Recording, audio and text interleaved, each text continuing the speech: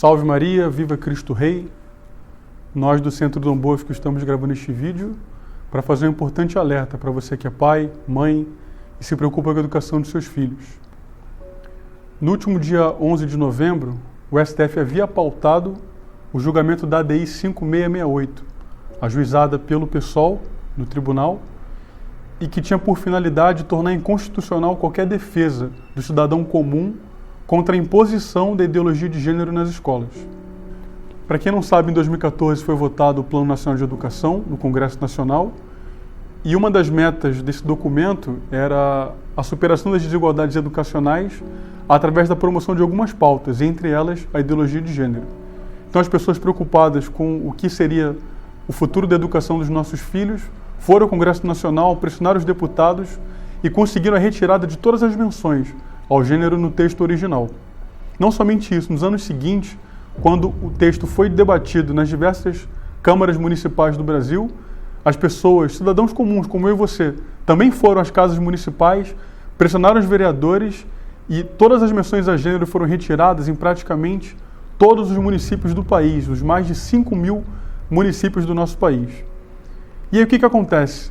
Não satisfeitos com essa derrota no Congresso Nacional, que é o lugar por excelência das discussões democráticas, o PSOL, Partido Socialismo e Liberdade, ajuizou no Supremo Tribunal Federal uma ADI, que é uma ação direta de constitucionalidade, para tornar inconstitucional qualquer tentativa de retirar a ideologia de gênero da pauta da educação do nosso país.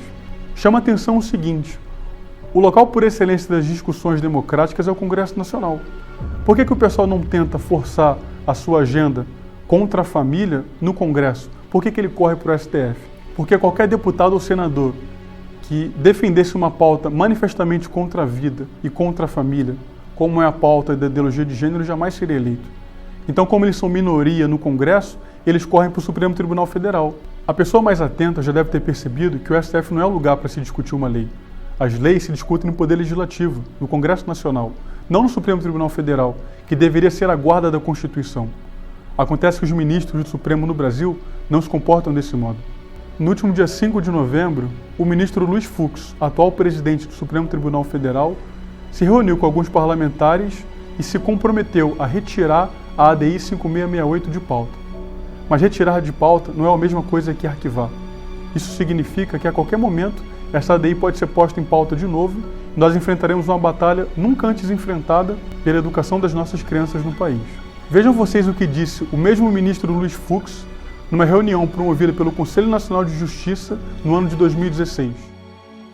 O parlamento não quer pagar o preço social de decidir sobre o aborto, sobre a união afetiva ou sobre outras questões que nos faltam capacidade institucional. Então, como eles não querem pagar o preço social e como nós não somos eleitos, nós temos talvez um grau de independência maior, porque não devemos satisfação depois da investidura a absolutamente mais ninguém. É por isso que nós não podemos baixar a guarda em momento nenhum. O STF se comprometeu a promover pautas manifestamente contra a vida, contra a família e contra a santa religião cristã do nosso país. A ideologia de gênero, para quem não sabe, é a ideia absurda que dissocia o chamado sexo psicossocial do sexo biológico. É como se você dissesse para uma criança: você tem corpo de homem, mas você não é homem. Você tem corpo de mulher, mas você não é mulher. Para nós adultos pode ser risível ouvir uma coisa como essa. Mas já imaginaram as crianças, filhas de vocês, filhas dos seus amigos, recebendo esse nível de assédio na escola? Eu tenho aqui comigo o livro Questões de Gênero, da Judith Butler, a maior autora de gênero do mundo. Vejam vocês o que ela mesma diz sobre gênero no seu livro. Se o sexo e o gênero são radicalmente distintos, não decorre daí que ser de um dado sexo seja tornar-se de um dado gênero. Em outras palavras, a categoria de mulher não é necessariamente a construção cultural do corpo feminino, e homem não precisa necessariamente interpretar os corpos masculinos. É por essas e outras que nós não podemos baixar a guarda em momento nenhum quando o assunto é a educação dos nossos filhos. Vejam vocês outro exemplo. Eu tenho aqui agora comigo uma nota publicada pelo Colégio Franco Brasileiro, um dos colégios mais tradicionais do país, sobre a adoção do gênero neutro nos ambientes formais e informais de aprendizagem. A neutralização de gênero gramatical consiste em um conjunto de operações linguísticas voltadas tanto ao enfrentamento do machismo e do sexismo no discurso, quanto à inclusão de pessoas não identificadas com o sistema binário de gênero, ou seja, pessoas que não se identificam nem como homem, nem como mulher. É dizer que os alunos homens não serão chamados de alunos e as alunas mulheres não serão chamadas de alunas, mas todos, indiscriminadamente, serão chamadas de alunes ou alguma coisa do tipo. O que é que se pretende com isso? Onde é que essa agenda vai terminar? Eles começam neutralizando a gramática. Será que vão também neutralizar o banheiro, as roupas e tudo mais? Pai, mãe, professor, você que se preocupa com a educação de seus filhos, ou nos levantamos e combatemos esse terrível mal, ou perderemos para sempre os nossos filhos para esses ideólogos. Recordemos as palavras do Papa Leão XIII, dirigidas aos cristãos do mundo inteiro. Nós, católicos, nascemos para o combate. Demos, pois, combate a este terrível mal. Viva Cristo Rei!